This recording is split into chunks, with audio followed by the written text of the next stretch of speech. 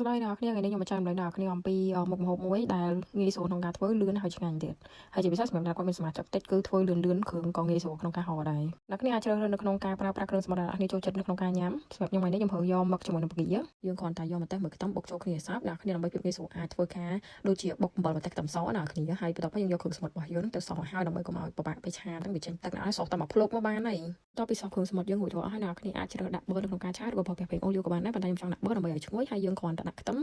នៅគ្រឿងដែលយើងបានបុកហើយហ្នឹងមកលីងចូលគ្នាបន្តិចដើម្បីវាឡើងឈ្ងុយជាមួយនឹងខ្ទឹមក៏ដូចជាម្ទេសហ្នឹងដល់ពេលមកលីងគ្រឿងខ្ទឹមម្ទេសរបស់យើងឈ្ងុយហើយអ្នកគ្នាធ្វើការដាក់គ្រឿងសមុទ្រចូលហើយកុំភ្លេចថែមជាមួយនឹងទឹកត្រីជាមួយនឹងប្រេងខ្យងបន្តិចដើម្បីឲ្យគ្រឿងឆារបស់យើងហ្នឹងវាឡើងឈ្ងុយជាងមុនសម្រាប់ការឆាអំបិលម្ទេសគ្រឿងសមុទ្ររបស់យើងនេះអ្នកគ្នាអាចជ្រើសរើសឆាបកាជាមួយនឹងមឹកជាមួយគ្នាហ្មងក៏បានប៉ុន្តែដោយសារតែខ្ញុំត្រូវការពីរសជាតិខ្ញុំចង់បានរៀងផាមួយរៀងប្រៃមួយដល់ពេលអញ្ចឹងខ្ញុំជ្រើសរើសឆាវាមិនបែកគ្នាផ្សេងពីគ្នាអញ្ចឹងណាចង់សម្រាប់គ្រឿងសមុទ្រឆាអំបិលម្ទេសរបស់យើងបានច្រើនមួយហើយអ្នកគ្នាអញ្ចឹងគាត់ទៅដាក់ចានហើយបន្ថែមជាមួយនឹងខ្ទឹមបើសិនអ្នកគ្នាចូលចិត្តតែប៉ុណ្្នឹងទេចឹងសង្ឃឹមអ្នកគ្នាមើលហើយកុំភ្លេចធ្វើតាមផងអរគុណច្រើនបាយបាយ